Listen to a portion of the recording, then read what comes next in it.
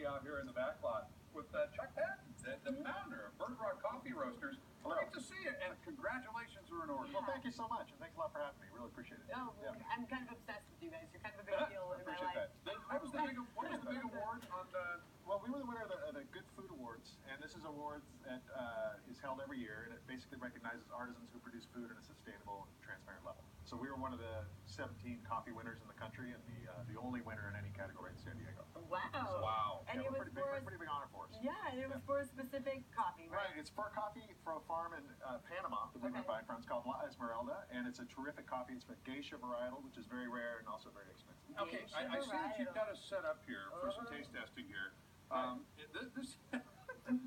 This is the way it's done, folks. Okay, it's called slurping.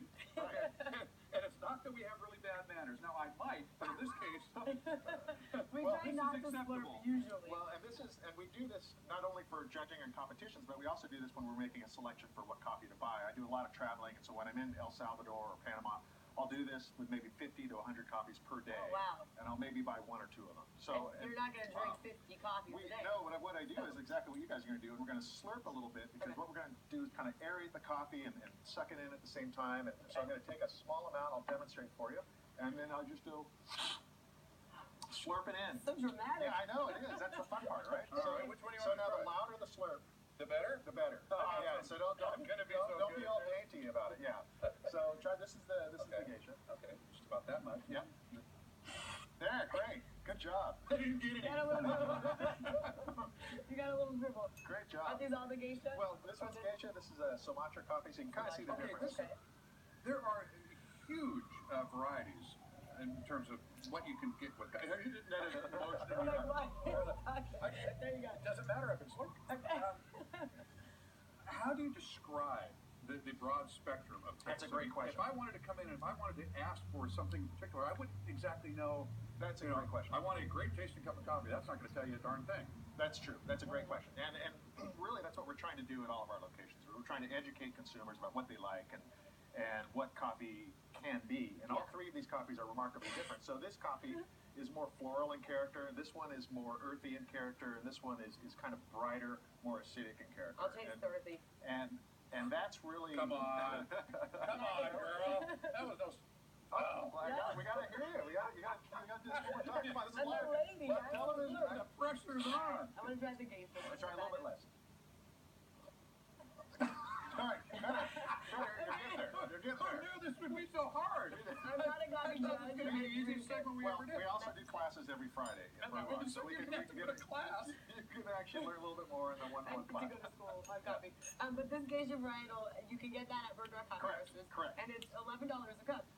Yes, we're selling it for $11 a cup on the pour-over bar. What makes it $11? Well, again, it's a super rare coffee, and we buy it. It's $100 a pound basically. Okay. Is what we call it. Wow.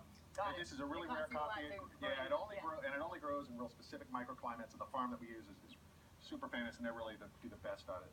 I guarantee you, I can pinpoint the coffee that people come in and ask the weirdest question about. It's that coffee that actually the beans pass through an animal before.